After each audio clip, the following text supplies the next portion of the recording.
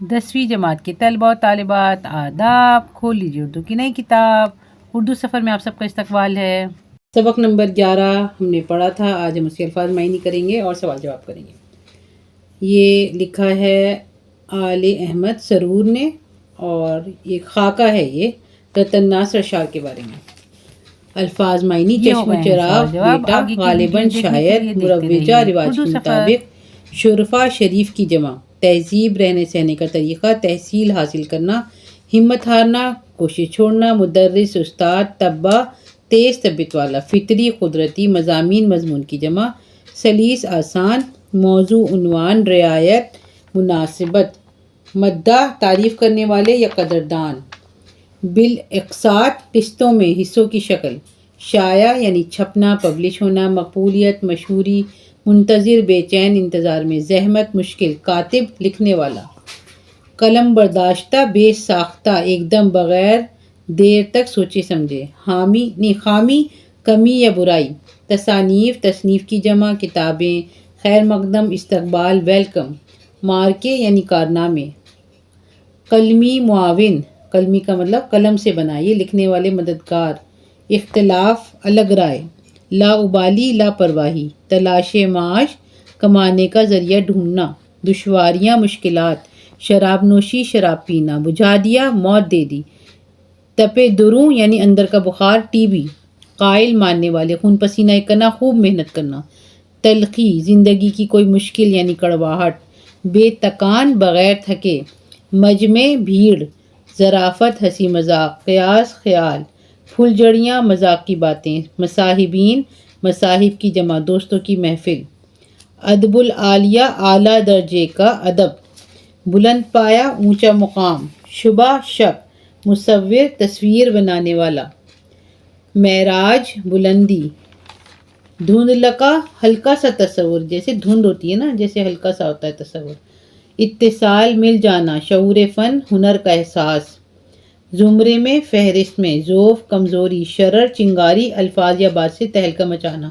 آپ کی اس میں لکھا ہوا تھا کہ وہ شرر سے شعلہ نہیں بن سکے، یعنی شرر وہ اپنے الفاظ یا بات سے جو تہلکہ مچاتے تھے، اس لیے ان کو اس طرح بھی استعمال کر سکتے ہیں ان لفظوں کو۔ شعلہ آگ کی لپٹ، چمک یا جوش فلیم، خاکستر راکھ، شاہکار سب سے اچھا کام، منفرد الگ، تخیل خیال تصور امیجنیشن، چندہ بالکل، طرز طریقہ، لاجواب عمدہ، خیال آفرینی اچھا خیال، معاشرت رہن سہن، علاقہ نہیں واسطہ نہیں، اسلوب بیان کا طریقہ، نظر انداز کرنا پکڑ نہ کرنا یعنی چھوڑ دینا اگنور کرنا، ماتم افسوس، خلت قیمتی لباس، کہار ڈولی اٹھانے والے، چغلیں مزے کی باتیں، لطف مزہ، فقرے بازی جملے کسنا یا کمنٹ کرنا، فطانت ذہانت، دستے گریباں گہرا تعلق،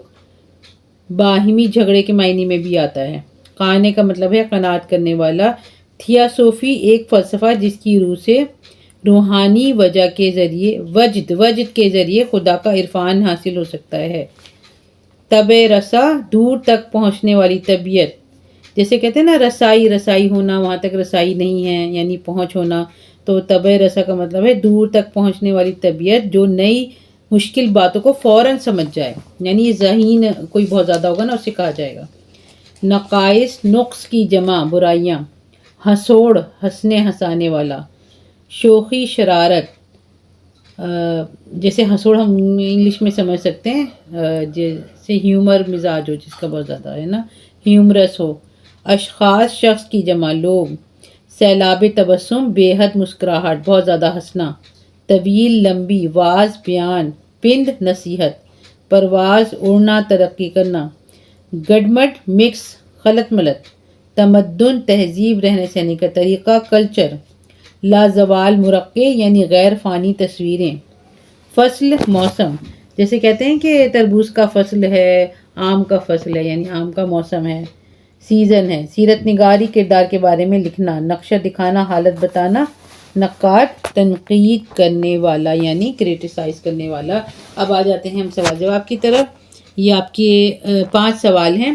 پہلا سوال یہ ہے کہ رتن ناصر اشعار کی ابتدائی زندگی اور تعلیم کا حال لکھیے۔ تو اس کا جواب ہے سرشار ایک کشمیری خاندان کے چشم و چراغ تھے. وہ غالباً 1847 یعنی 1847 یا 1848 1848 میں پیدا ہوئے. کشمیری ہونے کی وجہ سے ان کی تعلیم مروجہ دستور کے مطابق ہوئی. اس زمانے میں عربی فارسی کی تعلیم شریف لوگوں میں ضروری سمجھی جاتی تھی.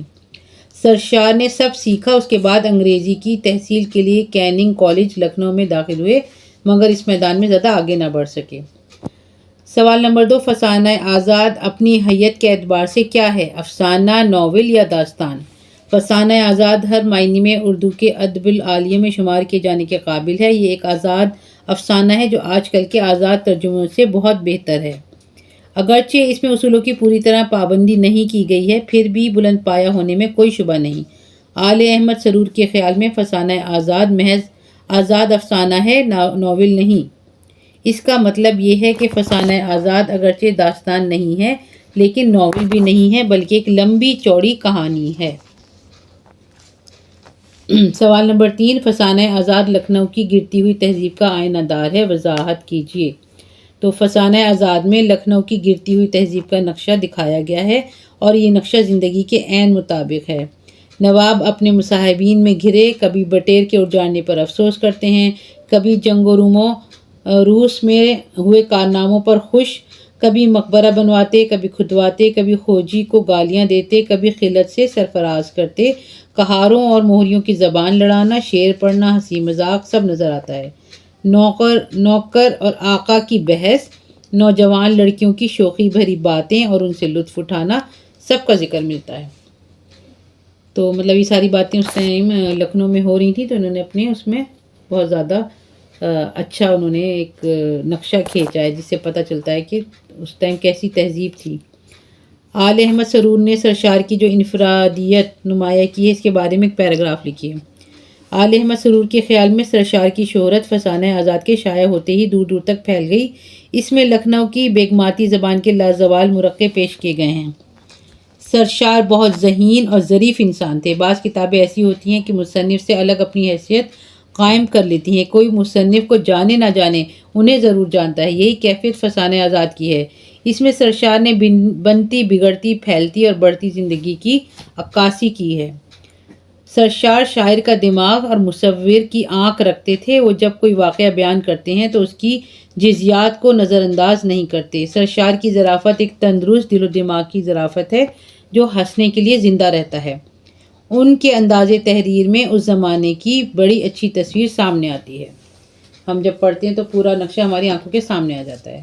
سوال نمبر 5، آل احمد سرور کی تحریر کی خوبی کیا ہے؟ مختصراً بتائیے. آل احمد سرور اردو ادب کے صاحب طرز اور ممتاز نقاد ہیں. وہ ادب کا نہایت اعلیٰ ذوق رکھتے ہیں. تنقید جیسے خشک موضوع کو انہوں نے اپنی دلکش تحریر اور شیریں لب و لہجے کے ذریعے ایک پرکشش فن بنا دیا ہے.